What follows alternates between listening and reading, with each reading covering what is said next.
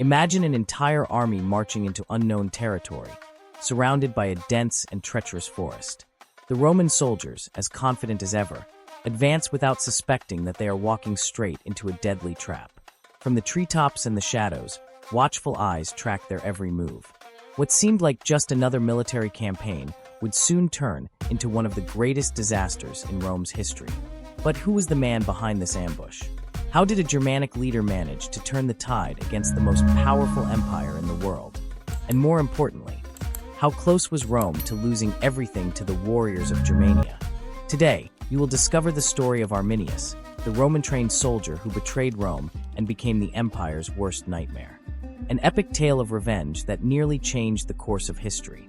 Stay until the end, because this battle has a shocking conclusion. General Publius Quinctilius Varus marched confidently through Germania, leading 3 legions, about 20,000 men, through a territory that Rome believed was pacified. For years, the Romans had built fortresses, imposed laws, and attempted to Romanize the local tribes.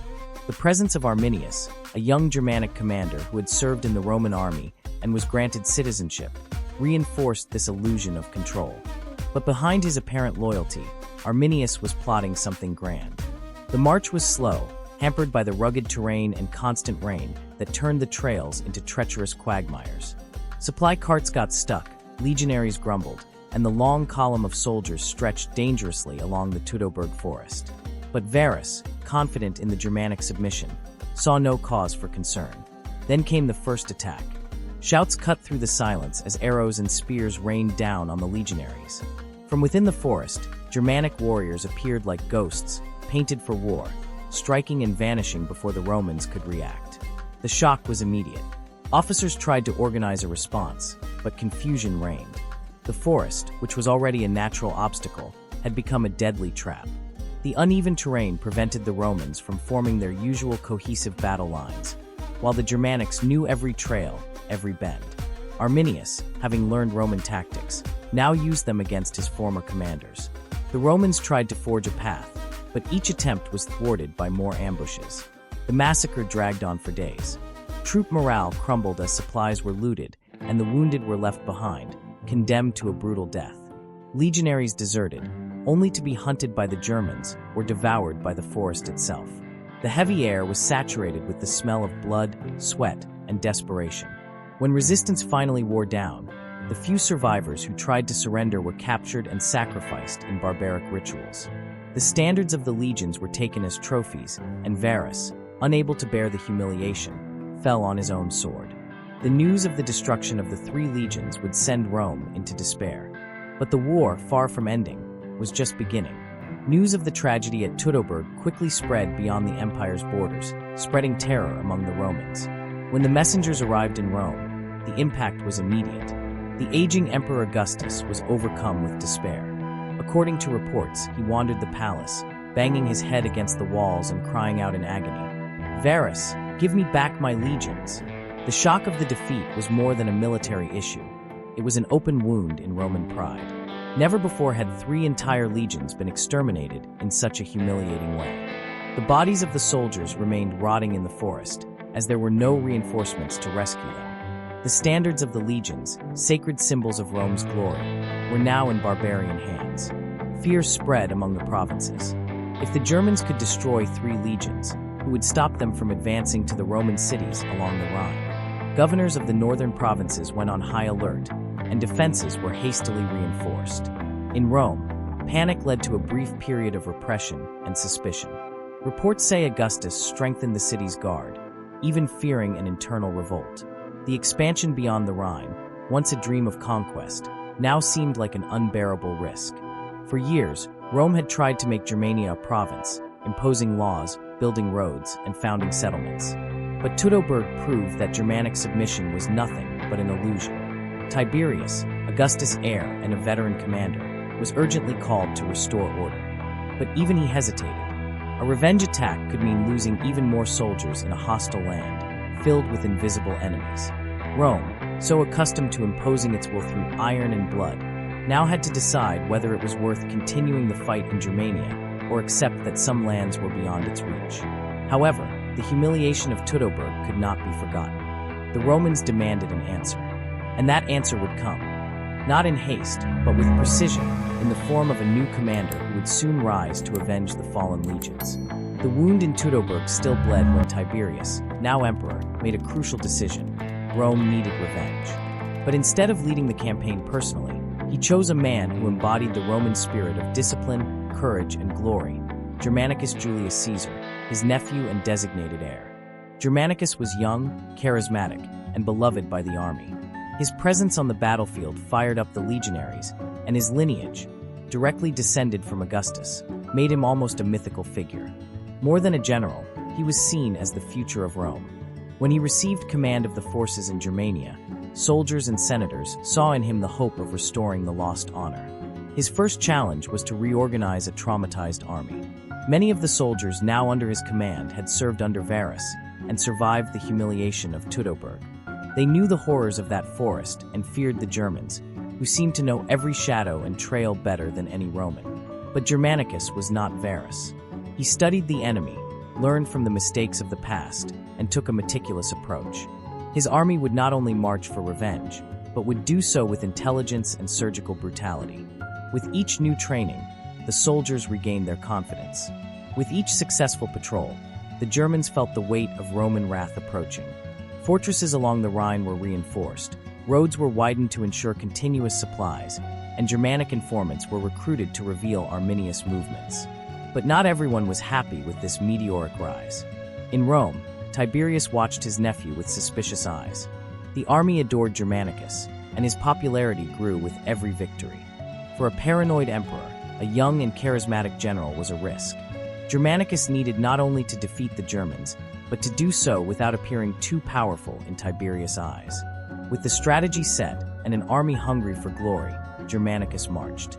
Rome's revenge was about to begin. As Germanicus' legions advanced through Germania, Arminius watched from afar. He knew he could not face Rome in open battle.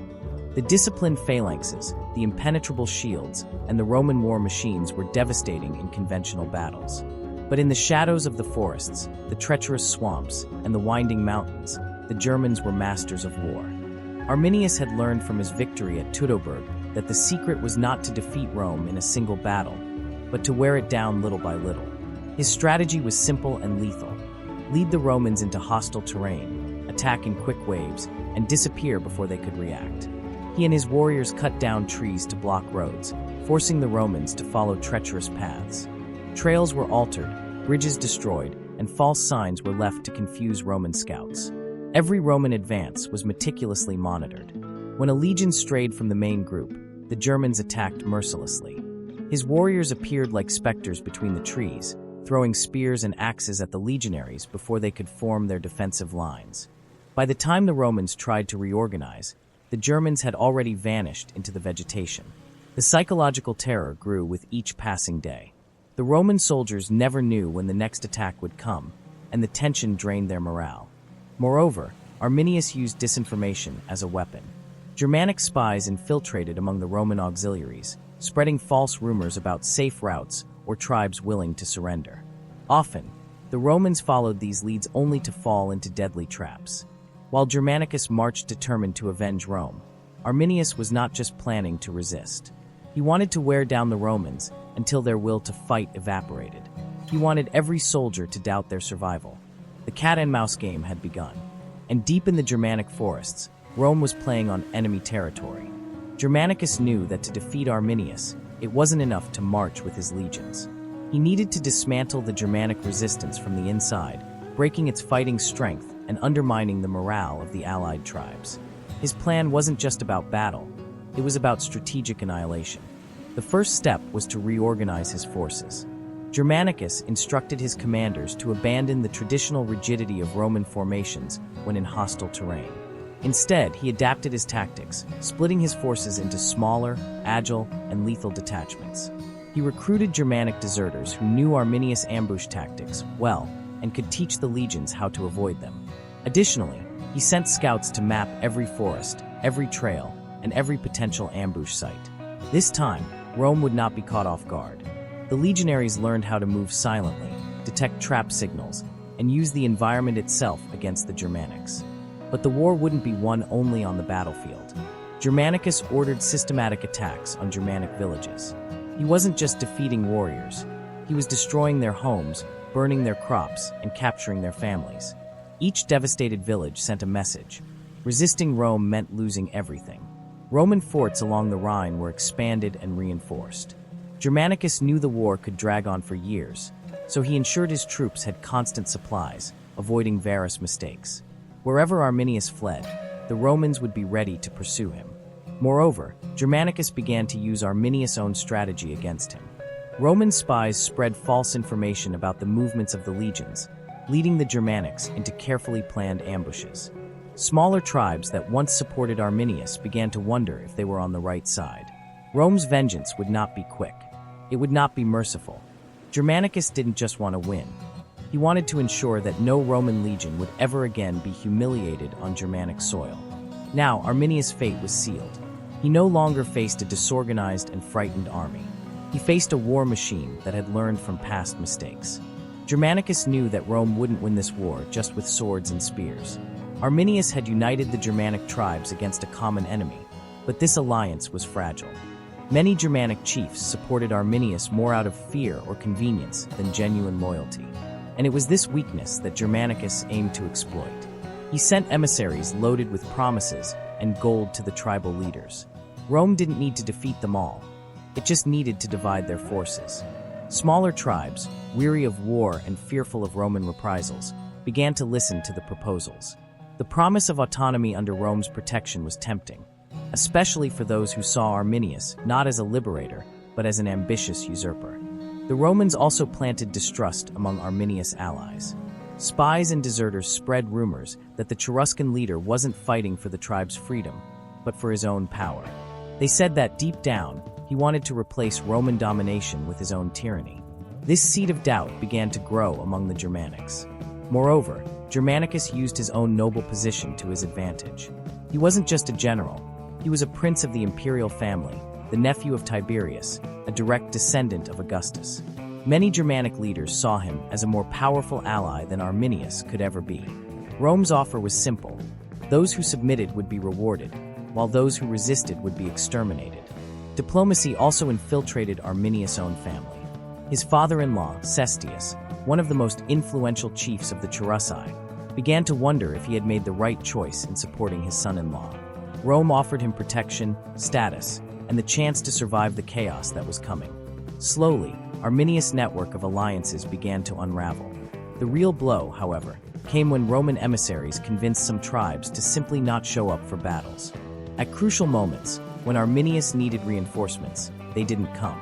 Some chiefs preferred to stay in their villages, waiting to see who would emerge victorious before choosing a side. Germanicus wasn't just winning on the battlefield. He was weakening Arminius from within, eroding his support base until, in the end, the Germanic leader found himself surrounded by enemies, both Romans and former allies. Among the Germanic tribes, few were as influential as the Cherusci. It was this tribe that had given Arminius his position of power, but now, Rome was working behind the scenes to turn the tables.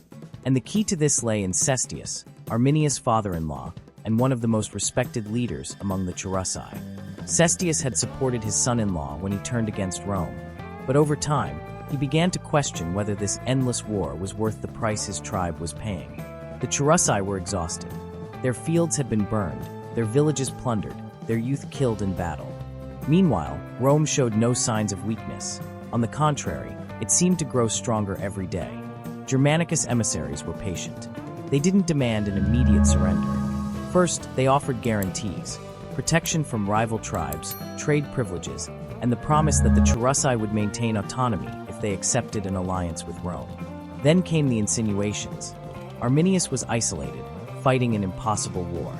His enemies were growing within Germania itself. Wasn't it better to step away before it was too late?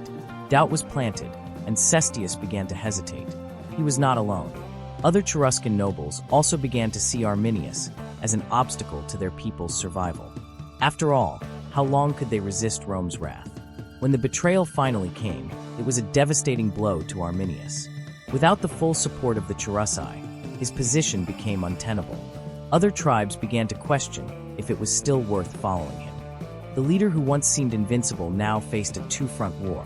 against the Romans and against the growing distrust within his own people. And Rome knew how to exploit this weakness. With the Cherusei divided, Germanicus gained even more advantage. The Germanic army was crumbling before the final battle was even fought. Arminius may have been a great warrior and strategist, but against the political machine of Rome, even he became vulnerable. If there was one thing Arminius valued more than war, it was his wife, Thusnelda. The daughter of a Germanic chief, she was more than just his companion. She was a symbol of his struggle, a connection to the tribes he sought to unite. But in war, even the most sacred bonds became targets. Germanicus knew that defeating Arminius on the battlefield was difficult. So, he decided to strike where it hurt most, his family. During a Roman raid in Germanic territory, a cavalry detachment surrounded a village where Thusnelda was hiding. The warriors guarding Arminius' wife fought bravely, but were at a disadvantage. One by one, they fell until, with no alternatives left, she was captured. The news spread quickly. For the Romans, it was a great victory. For the Germanics, it was a devastating blow. Arminius, who had presented himself as the liberator of his people, couldn't even protect his own wife. This affected his image. If he couldn't defend his family, how could he protect the tribes? The Romans didn't waste the opportunity to humiliate their greatest enemy. Thus Nelda was taken to Rome, where she would be displayed in Germanicus' triumph. Dressed in simple clothes, barefoot and with a haughty gaze, she was forced to march, chained, through the streets of the capital, in front of a crowd applauding the Roman victory. But even in defeat, Thusnelda did not bow. As she was led away as a prisoner, she did not cry or beg. Her silence was more powerful than any shout. And for Arminius, her capture was not just a personal tragedy, it was a vow for revenge. He would not rest until Rome paid for this humiliation. If before the war was about territories and tribes, now it had become personal. Arminius no longer fought just for Germania. He fought for Thusnelda. Germanicus knew that the war against Arminius wouldn't be won just with the steel of swords and the blood shed in battle. He was a master at manipulating the mind and spirit of his enemies, understanding that the true battlefield often lay in the minds of the Germanic tribes. Psychological warfare was beginning to play an increasingly crucial role. To weaken Arminius' morale, Germanicus adopted a clever strategy, the promise of amnesty. He didn't just want to defeat the Germanic tribes, he wanted to turn them against each other. The idea was simple but powerful: offer clemency to deserters. Those who surrendered and abandoned Arminius would be forgiven, free from any punishment. This message was spread by Roman spies and messengers, and over time, some tribes began to question Arminius' leadership. Furthermore, Germanicus planted rumors about the invincibility of Rome. He spread whispers that resisting the Romans was a futile effort, that the legions of Rome were unbeatable, and that, in the end, Arminius' resistance was nothing but an unsustainable dream. These whispers reached the ears of many tribal leaders, who began to doubt Arminius' leadership and the feasibility of a victory against Rome. But the most devastating psychological blow was the constant pressure. Germanicus never allowed the Germanic tribes a moment to breathe. Quick and sudden attacks, relentless pursuits, and carefully planned ambushes kept the Germanics in a constant state of alert. There was no rest. Emotional and mental exhaustion began to corrode the confidence that remained in Arminius' forces. The Roman commander knew that if he could destabilize the morale of the Germanic tribes, victory on the battlefield would only be a matter of time. But it wasn't just the fear of defeat that he cultivated, it was doubt. The tribes began to question whether Arminius was truly the leader he portrayed himself to be. The war was no longer just about resisting Rome, but about enduring the psychological pressure that Rome imposed with every step. And with each tribe that pulled away, the noose around Arminius tightened even further. The betrayal of his own tribes, the desertion spreading like a disease, and the capture of Thusnelda had transformed Arminius. The confident leader who once believed victory was within reach now found himself surrounded by a sea of doubt and despair. However, with the pressure mounting, Arminius found a new kind of strength, a strength fueled by anger and the desire for revenge. He could no longer afford to be weak. He needed to show everyone that he was still the unbeaten leader who had challenged Rome. Arminius' first response was brutal. Any sign of desertion was punished with death.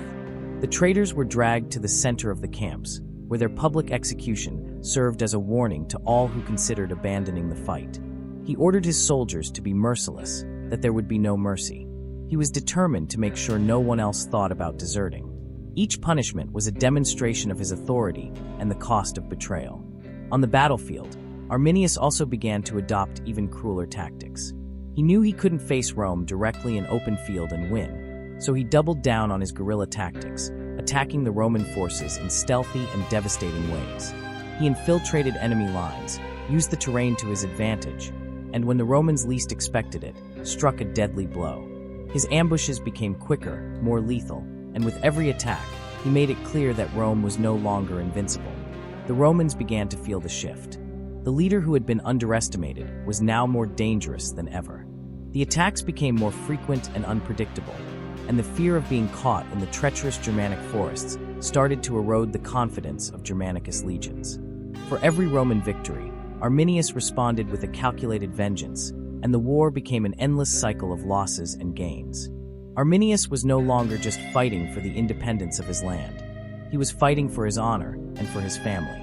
The fury that consumed him was not just the rage of a defeated leader, but the need to prove to everyone, to Rome, to the Germanic tribes, and to himself, that he was still the commander who had defied the most powerful empire in the world. With the wind of vengeance at his back, Arminius prepared for the next phase of the war, more relentless, more cunning, and more determined than ever. The Roman Empire that thought it had destroyed his resistance now faced an enemy more dangerous than any of its armies.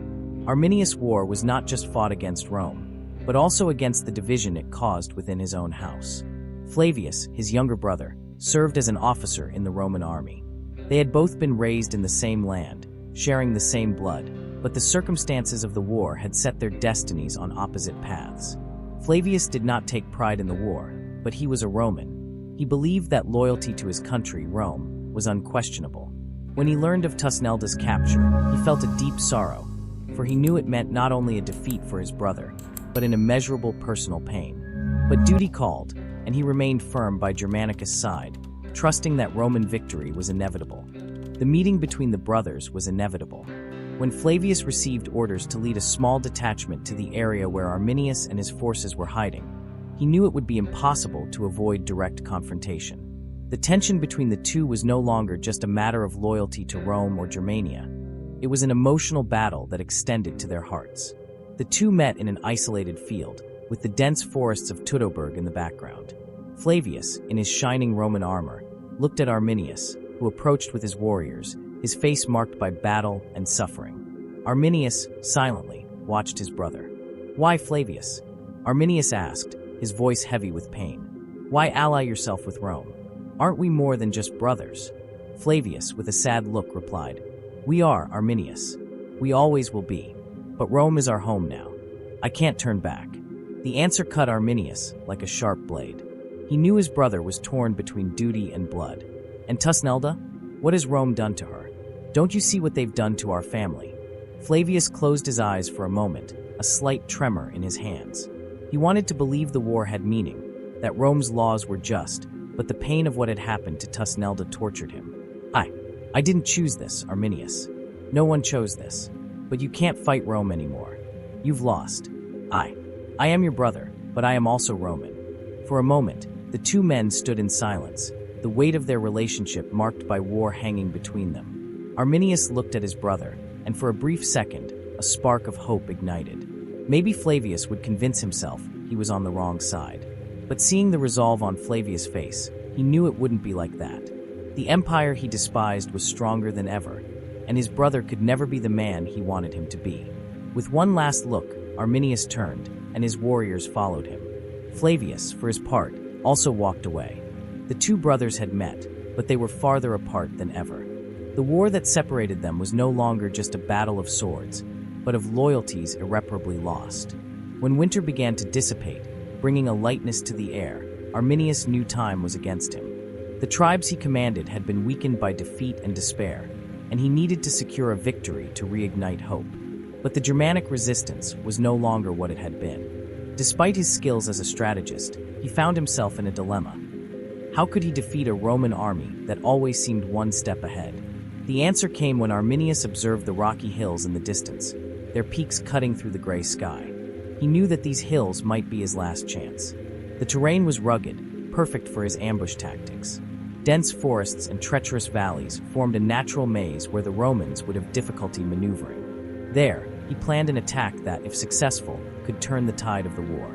Germanicus, aware that winter was ending and the Roman forces were in better condition for mobilization, prepared his army to descend the hills and capture Arminius. His plan was simple but risky. He believed that by taking his forces along less visible paths, he could surround the Germanic leader and crush him. The weather was overcast, and the dark clouds hinted at the possibility of a storm. This gave Arminius an even greater advantage. He knew that with reduced visibility, the Romans would be vulnerable to guerrilla tactics. When Germanicus reached the foot of the hills, he had no idea he was already being watched. The sound of footsteps on the dry leaves was the first sign. Arminius, with his keen eyes, saw the Romans approaching. The Roman army moved in column formation, their legions confident in the strength of their numbers. But Roman confidence quickly dissipated when, from the heights of the hills, Arminius ordered his warriors to descend like ghosts from the mist rising from the earth. The Germans attacked in rapid waves, catching the Romans by surprise. Arminius knew the terrain like no one else, and the rocks and trees provided perfect cover for his forces. The Romans, unable to react quickly, were caught off guard and forced to fight in extremely unfavorable conditions. The battle unfolded in a frantic sequence of attacks and retreats, with the Germans emerging from all sides. Germanicus, initially in shock, quickly organized his forces, but the mountainous terrain made coordinated action difficult. His army, used to fighting on open plains, could not move with the efficiency of other times. Even the best Roman soldiers, trained to withstand adversity, found themselves trapped in a chaos of mud and stones. When Arminius saw a gap in the Roman formation, he launched himself with ferocity, his forces advancing like a whirlwind. However, the cost of his boldness was high. During the battle, he was struck by a spear and fell, wounded. But even with blood running down his face, his will to win did not falter. He managed to escape to the rear, but the battle he so desperately wanted to win ended without a clear triumph. The Romans, despite the confusion, managed to regroup. They had been caught off guard, but Roman discipline proved stronger than the Germanic ambushes. Even with the apparent German victory in the early hours of the battle, the Romans repelled the attacks and made a strategic retreat. The cost of the battle was heavy on both sides, but Arminius, though wounded and his plan partially frustrated, still knew that this war would not end with the defeat of a single battle. He had won a part of the field, but the war would continue, and Rome knew that. After the battle in the hills, Arminius felt the defeat like an overwhelming weight. Though his warriors had inflicted significant damage on the Roman forces, the cost was high. His forces were exhausted, and the wound he had sustained left him physically weakened. The terrain, which he had always felt so comfortable in, now seemed like a treacherous maze, and he knew he needed to make a strategic pause. He could not continue fighting with the same intensity without restructuring his forces. Arminius knew that to keep his resistance alive, he needed to withdraw to a safe place. So he and his warriors retreated north, to more remote lands protected by dense forests, where the Roman army would have difficulty keeping pace. The sound of hurried footsteps merged with the sound of rain beginning to fall, making the terrain even more slippery and difficult to navigate. The Roman camp, though destroyed, was not without strength.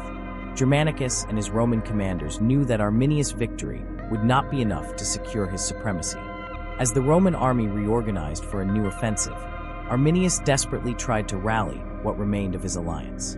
The tribes that had once joined him, confident in the promise of freedom, were beginning to doubt his leadership. The image of a wounded, fleeing man was starting to diminish the shine of an invincible leader. With each step he took through the forest, Arminius reflected on the war that seemed endless. The words of his brother Flavius echoed in his mind, reminding him of the division his own battle had caused within the family. But he had no time for such considerations. He needed to regroup, find new allies, and recover his lost strength. His leadership was being challenged not only by the Romans, but also by the growing doubt within his own ranks. As he moved further inland, the image of his beloved Tusnelda, still captured in Rome, gave him strength. He knew that revenge was no longer just about honor, but about love. The Romans had touched his heart, and he swore that his wife's freedom would not be bargained. The journey was long and arduous. Arminius, still wounded and with his body marked by the signs of battle, found refuge in a small village. There, he sought counsel from smaller tribes, trying to reignite the fire of resistance. But with the weight of defeat still heavy on him, the difficulty in convincing others to join his cause was growing. The dream of expelling the Romans from Germania was at risk of becoming just a distant memory. Despite this, Arminius did not give up. His mind was focused on a single goal: to restore the dignity of the Germanic tribes. He knew the war would continue, but now he had a new plan. It would be a prolonged battle, where the Romans would offer no rest, but he would make no further concessions. Arminius disappeared into the forest, like a specter in the shadows, preparing for what was to come. The retreat was not a defeat, it was the chance to start over. As the months passed, the tension within the Germanic tribes became unbearable. The first blow to the heart of the resistance had been dealt by the defeats in previous battles, but the deeper impact would come from the growing doubt spreading among Arminius' allies. Many were beginning to question whether it was worth continuing the fight. The Romans, with their strength and discipline, seemed invincible. The promise of a final victory, which had once fueled the courage of the Germanic warriors, was beginning to dissipate like the morning mist. Arminius, always the determined and astute leader, felt the weight of this disillusionment on his shoulders. The confidence he once inspired in his warriors was no longer the same. The tribes that had joined his cause were now beginning to question his leadership. And with every defeat, the words of his brother Flavius, who had enlisted in the Roman army, seemed to echo louder in his mind. "It's time to surrender, Arminius. The people are tired." He saw the looks of the warriors around him, some tired, others fearful, and still others, with an anxiety that was becoming harder and harder to disguise.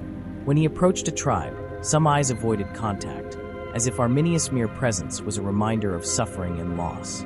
The villages, once full of energy and hope, were now marked by scarcity. The war had begun to erode the foundations of Germanic society. The need for food and supplies forced Arminius to make tough decisions. He could no longer rely on the great victories that had once inflamed the hearts of his troops at the start of the resistance. Instead, he needed to regain the trust of his allies, and that meant not only demonstrating strength, but also giving them a reason to keep fighting. It was during this period of crisis that Arminius faced a crucial choice. Either he would reorganize his forces and revive their fighting spirit, or the Germanic resistance would completely disintegrate, succumbing to Roman pressure. However, he knew that this would not be easy. He needed more than military strength. He needed a revival of faith in his cause. Arminius called for a meeting with the tribal leaders, a gathering that would soon become one of the most decisive moments of his life. He knew he could no longer rely solely on promises of victory. He needed to convince those who still had doubts that the war was just and that their struggle was not lost. With everyone's eyes on him, Arminius delivered a passionate speech. He spoke of the history of his people, the lands their ancestors had inhabited, which were now being threatened by the Romans. He spoke of freedom, dignity, and the honor of the Germanic tribes. And above all, he spoke of resistance, how it had always been the foundation of their identity. His voice, though tired and wounded by previous battles, still carried a power that touched the souls of his listeners. He didn't promise an easy victory. He didn't guarantee that the war would be without sacrifice, but he promised that the resistance would not surrender. Even in the face of all difficulties, Arminius stood up and said, "We will not be remembered as the men who bowed before Rome. We will be remembered as those who resisted." The speech, though full of emotion, didn't convince everyone, but it was enough to rekindle a flame of hope within the Germanic tribes. Some leaders, those who still saw value in his cause, rallied to his side. But for Arminius, the battle now was internal. He needed to heal the morale crisis within his ranks, to restore the unity that had begun to unravel. He knew the path ahead would be long and difficult, but with this meeting, he had taken the first step to regain what he had lost: faith in his struggle, and more importantly, faith in their leader. The battlefield was no longer just physical. Now, the war Arminius was fighting was for the soul of his people. And as the winds of change blew, he prepared for the next phase of this resistance, where the unity of the tribes would be more vital than ever. As the morale of the Germanic tribes weakened and Arminius fought to maintain the cohesion of his resistance, the Roman Empire continued with its war machine in constant motion. Under the command of Germanicus, the focus of the Roman offensive shifted from land battles to controlling the rivers of Germania, where Roman forces could move more quickly and with greater surprise. It was a strategy that, if successful, could completely crush the scattered resistances and isolate Arminius from his allies. Germanicus knew that the banks of the Germanic rivers were the natural routes of communication and transport for the peoples of the region. Dominating these rivers would give Rome a crucial strategic advantage. To do this, he began planning the construction of a naval fleet. The orders were clear and urgent. 1,000 ships would be built to dominate the rivers and allow the Romans to execute quick and precise attacks. Building the fleet was no simple task. Although Rome was a land power, constructing a fleet in distant and hostile territories like Germania was an enormous logistical challenge. However, Germanicus had a team of highly skilled engineers and carpenters who knew how to turn any available resource into useful material for war. The use of wood from the dense Germanic forests, which had once served as natural hideouts for enemies, now became the foundation for the new Roman ships. The orders for the fleet's construction were clear, but resources were limited. The pressure was intense, and the Romans were at constant risk of ambushes as they cut down trees and assembled the ships along the riverbanks. The need for silence and speed made Germanicus's men even more disciplined and alert, aware that if they failed, Rome's future in the region could be compromised. Once completed, the fleet transformed the way the Romans waged war in Germania.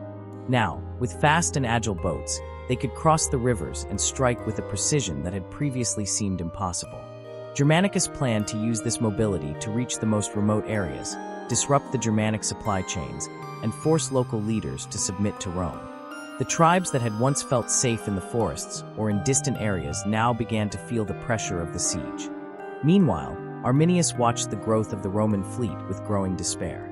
He knew that without the ability to control the land and rivers, his resistance would become even more isolated. The advantage he had in terrain and guerrilla ambush tactics was being threatened by the Romans' ability to move quickly and forcefully through the waterways. The construction of the fleet was not just about military power.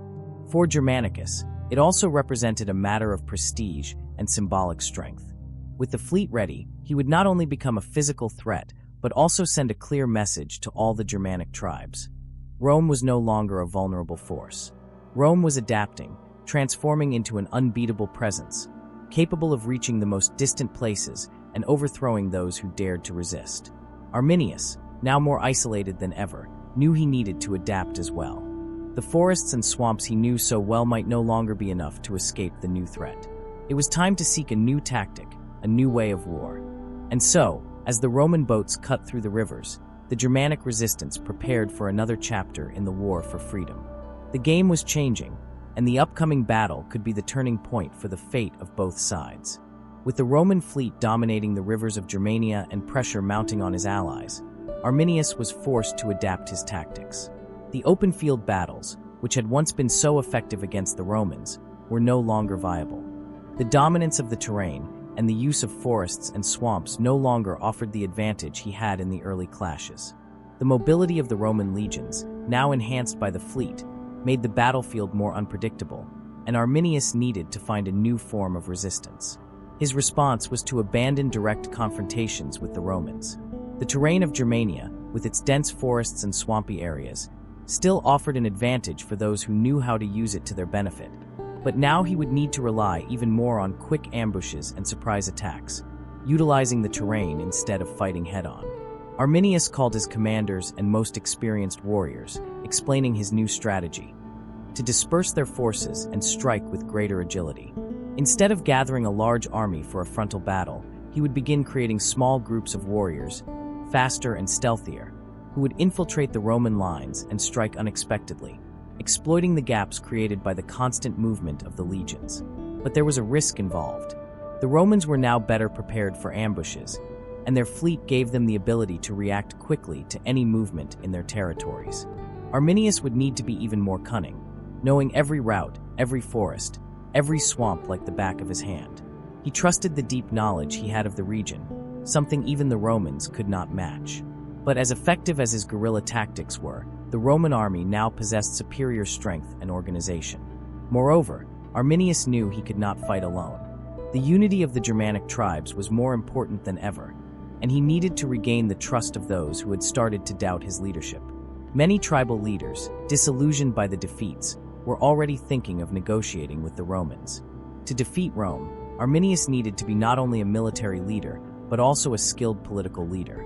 He had to use his charisma and diplomatic skills to maintain unity among the tribes and convince the more resistant factions to follow his leadership.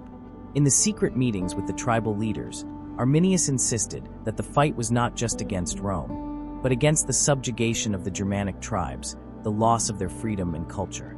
He knew it was essential to turn the war into a symbol of resistance, not only against the empire, but against the imposition of a new order that could destroy the identity of the Germanic tribes. Meanwhile, the Roman legions were adapting. Germanicus, aware of Arminius' new guerrilla tactics, decided to intensify patrols and use his troops more flexibly, trying to anticipate surprise attacks. But as always, the Germanics were ahead, and ambushes began to intensify, catching the Romans off guard despite all their precautions. The war continued, and the struggle between Rome and the Germanic tribes became increasingly unpredictable. Arminius knew time was against him, but his renewed guerrilla strategy and his ability to manipulate the internal politics of the Germanic tribes could be the key to turning the tide and perhaps achieving the final victory. The Germanic resistance, now stronger and more united, was ready to prove that the fight for freedom would not be easy, but Rome could no longer ignore the strength of the northern tribes. Behind the scenes of the Germanic resistance, one name began to shine more brightly: Inguiomer, Arminius' uncle. Known for his wisdom, courage, and the respect he earned among the tribes, he was one of the key figures in rebuilding the fight against Rome. However, his journey would not be easy. While Arminius focused on the military aspect of the resistance, Inguiomer dedicated himself to restoring trust among the tribes, many of which were beginning to become disillusioned with the endless war. Unlike his nephew, who prioritized swift attacks and ambushes, Inguiomer believed that the strength of the Germanic tribes did not lie only in their ability to fight, but in the political and strategic unity that could be forged between them. He knew that without a collective effort, Arminius' military victories would be in vain. The Romans, with their war machine and impeccable organization, would not be defeated by ambushes alone. A united front was needed, where each tribe had a clear and strategic role in the fight for freedom. Inguiomer began traveling to the more distant tribes, some of which were starting to distance themselves from the fight. His mission was to reverse this loss of faith, remind the tribal leaders of what they were facing, and the importance of keeping the resistance alive. In every village, in every meeting, he spoke of the greatness of the Germanic past, the freedom they once enjoyed, and the future they could rebuild, but only if they stayed united. Inguiomer's approach was different. He did not impose his will. Instead, he listened to the concerns of the tribes and helped them understand how, together, they could be stronger. With patience and diplomacy, he negotiated alliances, promising protection and mutual benefits. His ability to yield on less important points while securing support on crucial matters made him a respected leader among his people. Inguiomer's role was also crucial during moments of crisis, such as the desertion of some tribes. He used his influence to convince the tribal leaders to reconsider their decision to abandon the fight. "The fight is not just one man's, but all of ours," he would say. This message resonated deeply within the tribes, and little by little, they began to reorganize under his leadership. Arminius and Inguiomer, with their complementary skills, became an unbeatable force, reigniting the spirit of the Germanic tribes. However, Inguiomer also faced internal challenges. Many, especially the young warriors who followed Arminius' more aggressive strategy, did not understand or appreciate the importance of diplomacy and political unity. For them, war was about honor and courage on the battlefield, not alliances and negotiations. These young warriors mostly mistrusted Inguiomer's more cautious actions, believing he was weakening the resistance by trying to appease the hesitant tribal leaders. Despite the internal differences, Inguiomer knew his role was not just that of a military advisor, but a unifier, someone who could keep the tribes together while helping Arminius achieve a victory that was more than just a military triumph. He believed that the true strength of a resistance was not only in the power of its weapons, but in the conviction of a people who believed in their right to be free and were willing to bear the necessary sacrifices to achieve that goal. As the war intensified, Inguiomer continued to be the anchor that kept the Germanic tribes united. His ability to navigate the complex political and social relations of the tribes, as well as his long-term strategic vision, was crucial in ensuring that the Germanic resistance did not fragment. Without him, Arminius would have likely faced greater difficulties, as war is not won only with ambushes and battles, but also with leadership that can make a people believe that, together, they can challenge the most powerful empire in the world. The terrain of Germania was both a blessing and a curse for the Romans. Although Roman soldiers were famous for their ability to organize armies in any environment, the dense forests, treacherous swamps, and impetuous rivers of the region presented immense challenges for the legions. Arminius knew this better than anyone. His deep knowledge of the Germanic territory was his most valuable advantage, and he used it shrewdly, turning the wild terrain into a powerful weapon against the Roman Empire. While the Romans sought open fields and ideal conditions for their organized tactics, Arminius led them into places where their military machine became ineffective.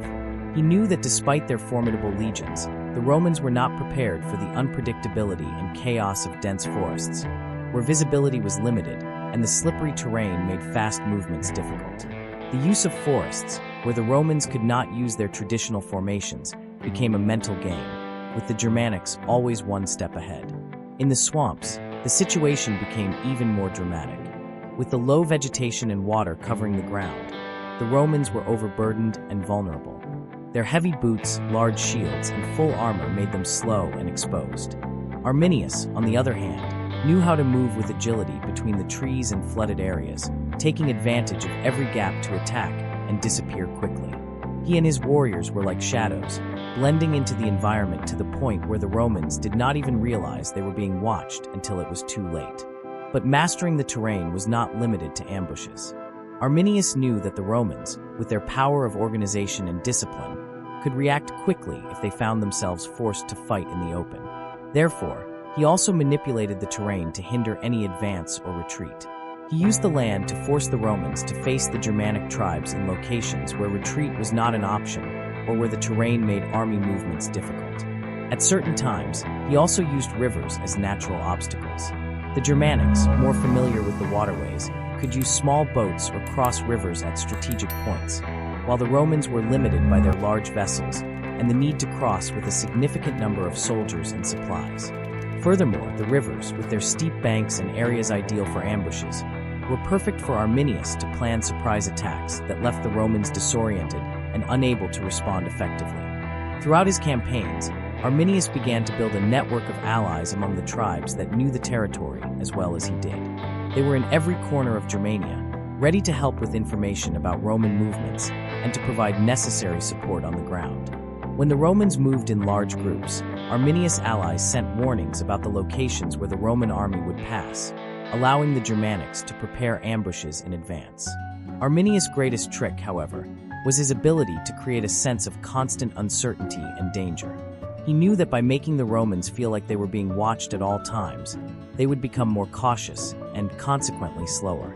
The dense vegetation of Germania concealed his presence, making the Romans question every sound and every shadow in the forests. The legions, so accustomed to moving in a coordinated and confident manner, began to hesitate, fearing the next attack. And when an attack occurred, Arminius and his warriors would quickly disperse, disappearing into the terrain, becoming invisible. The Teutoburg Forests, where the ambush that destroyed the Roman legions under Varus had taken place, became the perfect example of Arminius' ability to use the terrain against his enemies. The thick vegetation, narrow trails, and marshy areas had been transformed into a deadly maze, where the Romans, no matter how well prepared, could not escape. The war was not just a struggle of armies and weapons, but a battle for control of the environment, and Arminius used this to his advantage. He knew that, in the end, victory would not only depend on the strength of his warriors, but also on his ability to make the terrain, with its treacherous and unpredictable nature, a formidable ally in the fight against Rome. As the battles continued to define the war between the Romans and the Germans, Arminius found himself at a crossroads. He knew that to defeat Rome, he would need more than the brute force of his own warriors. He needed to strengthen his alliance with the Germanic tribes and, most importantly, destabilize Roman unity. It was a complex game of power, and Arminius did not hesitate to use diplomacy to achieve his goals. He needed more allies, and the key to his survival and resistance against the Roman Empire lay in the tribes that had not yet aligned with him. The Germanic leader, with his cunning and political skill, began a series of secret negotiations with distant tribes, and even with some that were in conflict with him. Arminius knew that many of these tribes were dissatisfied with the growing threat from Rome and the heavy taxes being imposed. To him, the issue was not just a military battle, but a struggle for the spirit of the tribes. Convincing these tribes that victory against Rome was within reach if they joined his cause could change the course of the war. It was through emissaries and discreet meetings that he began sowing seeds of distrust against Rome. Arminius skillfully spread rumors, suggesting that Rome was not a trustworthy ally, and that the Romans, though promising peace and riches, were simply trying to subdue the Germanic tribes and use their lands as a source of resources.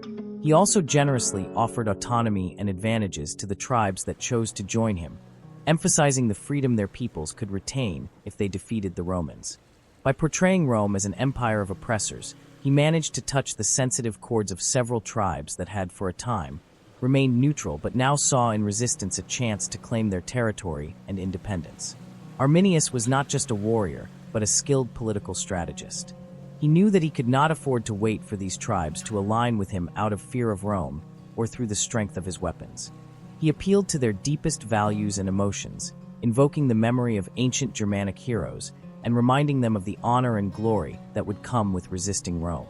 Each tribe had its own culture and history, and Arminius made sure to respect and align with their values, offering solutions that seemed to respect their traditions. However, it was not an easy task. Not all tribes were willing to listen. Some were deeply divided, with internal factions disagreeing on which path to take. Others, although frustrated with Rome, still saw advantages in maintaining a temporary alliance, hoping that the Romans would favor them at some point. Arminius spared no effort in taking advantage of these divisions, offering favors and personal alliances to the leaders of these tribes while sowing discord among them. He knew that a divided enemy was a weakened enemy. In a bold move, Arminius sought the help of leaders from smaller tribes who, although having little influence in terms of the number of warriors, possessed vital knowledge of the terrain and were experienced in guerrilla warfare. Arminius knew that even the smallest of allies could make a significant difference, providing supplies, crucial information, and even recruiting more warriors from populations that, in turn, had more affinity with them. However, not all tribes accepted his message. Some, influenced by Roman emissaries or the fear of Roman reprisals, refused to become directly involved in the conflict. Arminius had to redouble his efforts to show that Rome would make no distinction between their allies and those who resisted. He used Roman actions against other tribes as an example, reminding them of Caesar's disastrous campaigns and Rome's boundless ambition. This made many hesitant tribes reconsider their position and ultimately join the Germanic cause. Over time, Arminius managed to gather an army of warriors from various tribes, including the Cherusci, who had previously been influenced by Rome, and other peoples who had remained neutral or even allied with the Romans.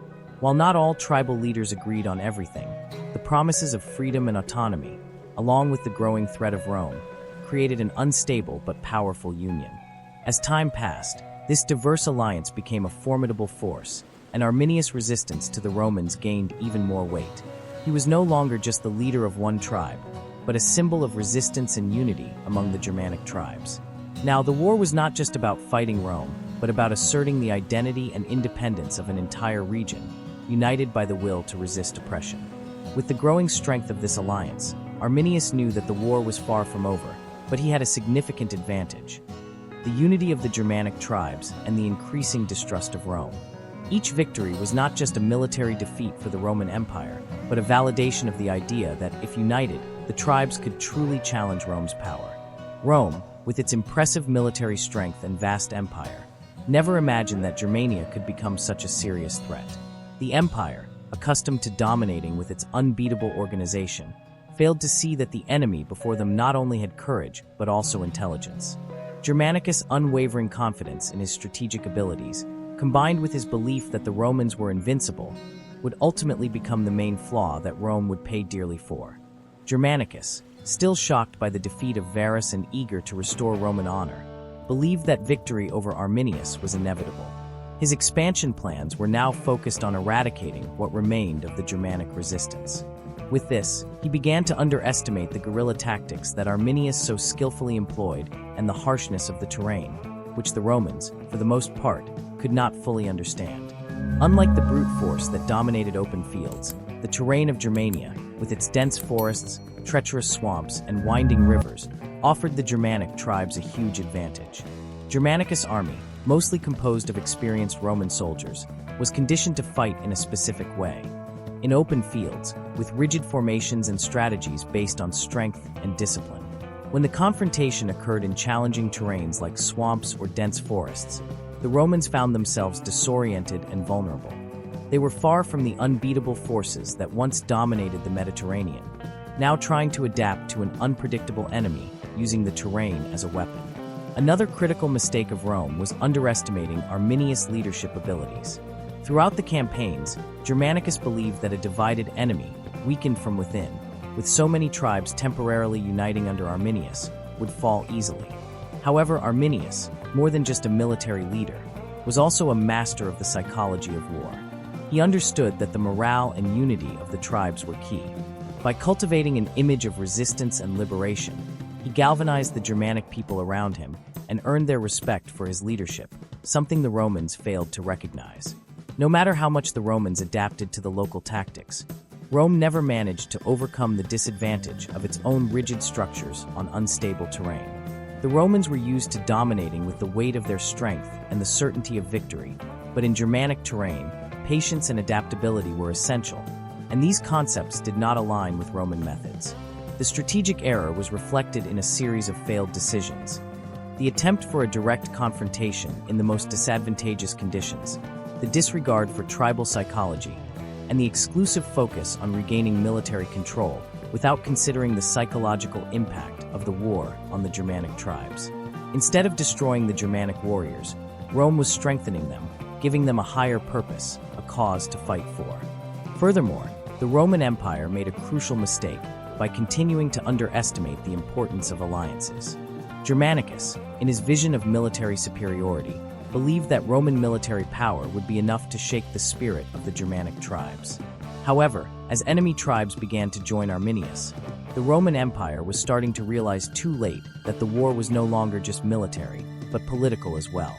The fact that Arminius united the tribes under a common banner was a masterstroke, and the Roman Empire failed to comprehend the weight of this move.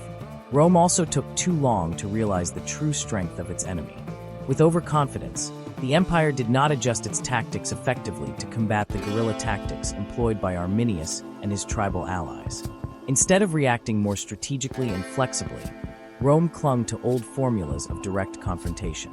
This meant that despite their training and vast resources, the Roman army faced a more adaptable and cunning resistance than they had ever imagined.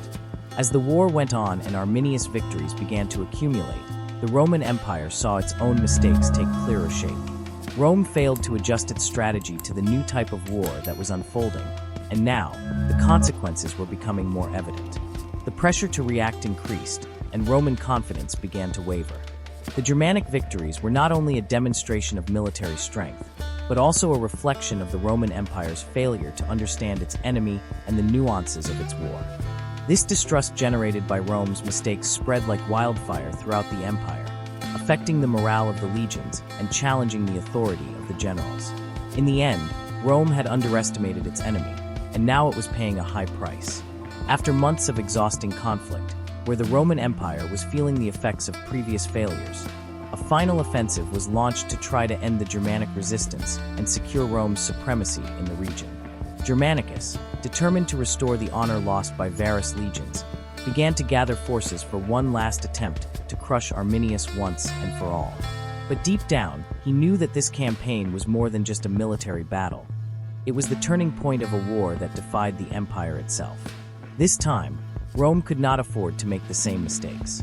The trust in their forces was shattered, and the empire knew that any failure would be irreparable. Germanicus, aware of the weight of the mission, not only prepared carefully, but also tried to correct his tactical mistakes. He acknowledged that the terrain of Germania and the guerrilla tactics of Arminius had been underestimated, and he was determined to avoid the traps that had previously decimated his forces. For this final push, he did not rely solely on his veteran Romans, but also began adopting more flexible tactics, trying to learn from past errors. Local mercenaries, familiar with the terrain and Germanic tactics, were recruited to assist in the strategy. Germanicus knew that the advantage now lay in understanding the enemy like never before, and this required an army more adapted to the circumstances. Meanwhile, Arminius, aware of the approaching threat, reinforced his resistance. He knew that the Roman offensive would be a decisive test for him and the Germanic tribes. His mission was clear: to maintain the unity of the tribes and ensure that the spirit of resistance remained strong despite the years of conflict. Though the battle was imminent, Arminius was determined to show Rome that its presence in Germania would never be accepted. The Roman strategy was clear: deliver a devastating blow, crushing Arminius' forces and ensuring the empire regained supremacy. However, Arminius, ever a master of ambushes, knew that the war would not be decided only in open battles. The terrain would once again be his ally. In a series of daring maneuvers, he led the Romans into traps in dense forests and difficult-to-reach regions. His strategy was to force the Romans to move through narrow paths, where traditional battle formations became useless. The final confrontation was brutal. Germanicus legions advanced with the strength of an empire determined to restore its honor, while Arminius' forces, with an unbreakable spirit of resistance, faced each wave of attack with fierce courage. But as hours passed, it became clear that the numerical superiority and well-executed tactics of Germanicus were beginning to prevail. However, amid the chaos of battle, Arminius did not yield. He continued to command his troops with impressive ferocity, quickly adapting to the situation and performing a strategic retreat when necessary, always keeping the morale of his warriors high. But despite his efforts, the Roman pressure was overwhelming. Rome's final push was nearing its objective, and Arminius saw his forces fragmenting under the weight of the attack. During the clash, the Roman forces finally managed to surround the Germanics in a mountainous region, where Arminius' troops were forced to fight on disadvantageous ground. Arminius, wounded, barely escaped, but his victory seemed distant. He realized that the Germanic resistance was slowly being crushed, and that if Rome wasn't defeated there, the war would have an inevitable outcome. Even after this massive offensive, the Roman Empire knew it could not underestimate Arminius and his resistance. He had proven to be a shrewd and fearless leader, and although Rome's final push had succeeded in destabilizing the Germanic forces, Arminius' legacy would continue to inspire the warriors of Germania. The war was far from over, but the decisive battle was already beginning to mark the end of a chapter in the Germanic resistance and Roman history. While Rome celebrated its victories, the spirit of Germanic resistance, which fed off its mistakes and overconfidence, would never be fully extinguished. Arminius had shown the empire that the true strength of a people lies not only in weapons, but in the will to resist, to fight for their land and their freedom. The battle that seemed to be Rome's final victory was not enough to completely crush the spirit of Germanic resistance. Although the Roman legions advanced with force, Arminius, despite his defeats, became a living legend. He had shown the world that, even in the face of a colossal empire, the courage and determination of a people could defy fate. With his retreat to safer lands and his ability to reorganize tribes and keep the resistance alive, Arminius became a revered figure, not only among the Germans, but also in distant lands that heard of his struggle. Even after being forced to hide in dense forests or retreat to protect his people, he always had the support of his allies and his own family, who believed in what he represented: the fight for freedom and the survival of his culture. Arminius' legacy transcended the battles he fought and the victories he achieved. His name became synonymous with courage, resilience, and an unbreakable spirit. When the Germans gathered to discuss strategies, they spoke of Arminius not just as a military leader, but as a symbol of resistance against Roman oppression. He was a man who defied Rome from within its own empire, a man who knew how to exploit its weaknesses and turn its strengths against it. Rome, on the other hand, felt the weight of its defeats in Germania for a long time. Even after Germanicus' final offensive, the Romans realized that complete victory over the Germanic tribes was a distant dream. The empire, once looking to expand its domains beyond the Rhine, now found itself forced to retreat and focus on defending its borders. The spirit of Arminius still echoed in the minds of Roman soldiers, who wondered how one man and his followers could so openly challenge mighty Rome. Over time, Arminius was remembered in poems, songs, and stories passed down through generations. What had seemed like a simple resistance against an empire became a true struggle for a people's right to live freely, without being subjugated to a foreign force. Even after his death, which was not glorious but marked by struggle and suffering, his name was never erased from history. For the Germanic tribes, the defeat of Rome did not come on the battlefield, but in the fact that, for the first time, the empire was forced to rethink its strategy of conquest. Arminius had achieved something far deeper than military victory. He had awakened in the Germanic tribes the understanding that unity was their greatest strength, and that together they could resist any threat. Arminius' legacy also influenced future generations. He became a model of leadership for those who came after him, and his story continued to be told as a lesson of courage and strategy. Instead of submitting to Roman domination, he chose to fight until the end, knowing his cause was just, even when victory seemed impossible. Thus, Arminius passed into history not only as a military leader, but as a symbol of eternal resistance. His battle against Rome was not just a war of swords, but a war of hearts and minds. He had proven that, no matter how strong Rome was, the strength of a united people could not easily be broken. And in this way, his name endured through the centuries, echoing in the winds of the Teutoburg Forest and on the battlefields where his legend would never die. The scars of war in Germania were not just physical, but deep in the heart of the Roman Empire.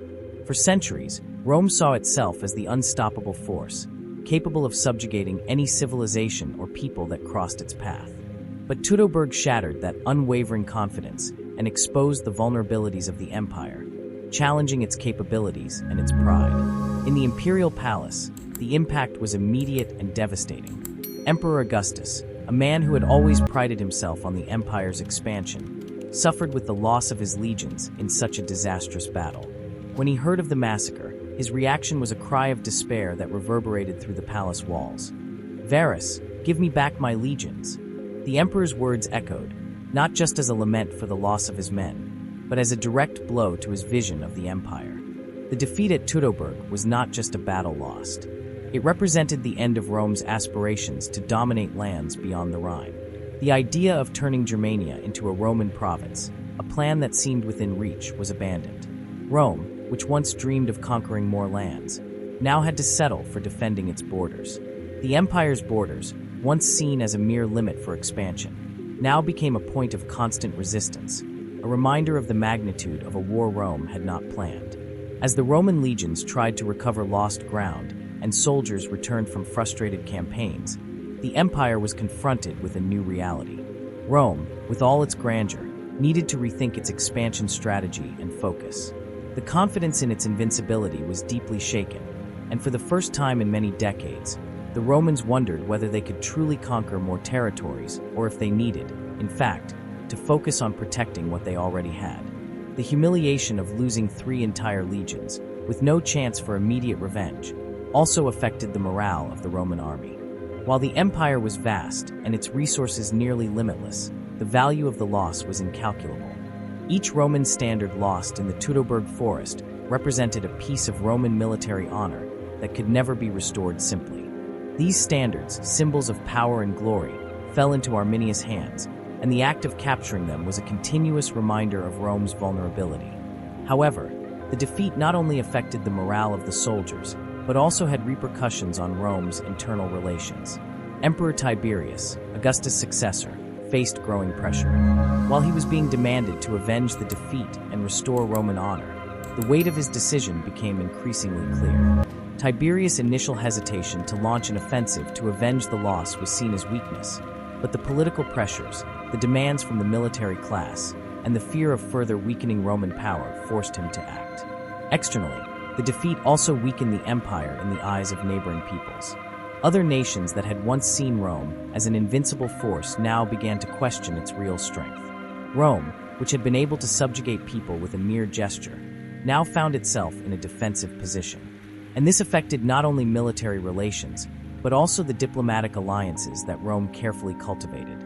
However, on a deeper level, the defeat at Teutoburg brought with it a new perspective on the future of the Roman Empire. It would no longer be an expansion without limits. The empire now recognized that it could not simply advance without consequences, and the need for more effective defense became paramount. Rome learned that, no matter how imposing it was, pride and ambition without consideration for the realities of terrain and human resistance could lead to humiliating defeats. Over time, the Romans focused on strengthening their defenses and protecting their territories. But the memory of the defeat continued to reverberate in subsequent generations. It taught Rome that even in its grandeur, it was not immune to defeat, and that true strength did not lie solely in military power, but in the ability to adapt, respect for the enemy, and understanding of one's own limitations. Rome may have abandoned its ambitions to conquer Germania, but the lesson of Teutoburg echoed in its heart forever. The war not only affected the empire's direction, but also changed Roman thinking on how to deal with those who dared challenge its supremacy. And so, with the defeat at Teutoburg, Rome lived through one of the most humiliating moments in its history, proving that even the most powerful empires can be challenged.